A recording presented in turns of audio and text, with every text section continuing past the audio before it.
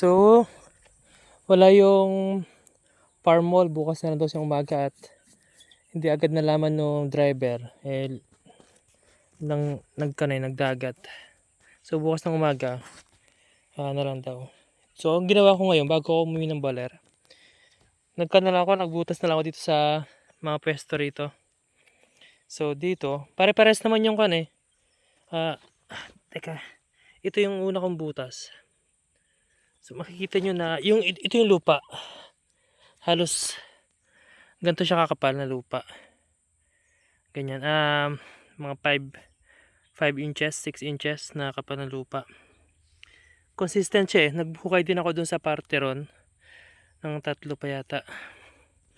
Doon. So, consistent na ganun siya. Yung kapal ng lupa ay 6 to 8 inches. Pati sa may baba, ganun din. Pare-pares sila. And then, pag lumampas ka pa sa 8 inches, ito na siya.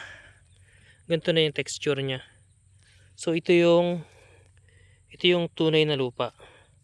Ito yung tunay na lupa. 6 to 8 inches yung kapal niya.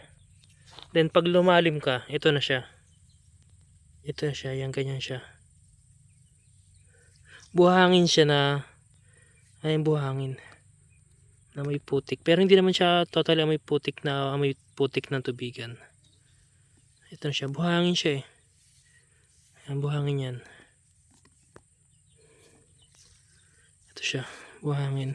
Napayat na walang sustansya tong lupa na to. Wala tong sustansya. Hindi ko lang wala tong sustansya yung gantong lupa.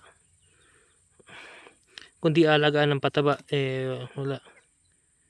Yan siya. Ito siya. So kung magtutuloy tayo dito, alagaan ng pataba to.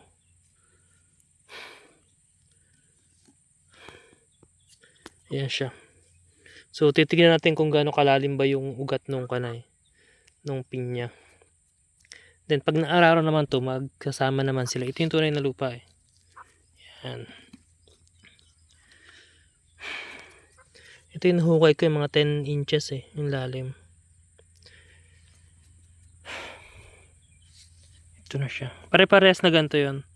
Pag lumampas ka ng 8 inches, 8 inches, ganyan. Ito na siya. So manipis lang yung lupa niya. Kailangan tong balibalik ta rin ng farm mall. Saka magtutuloy dito. Pataba. Pero konti lang naman siguro to. Ayan. Uwi na ako ng baler. Uwi na rin si Papa bukas ng baler eh. Hintayin niya lang muna matapos yung farm mall.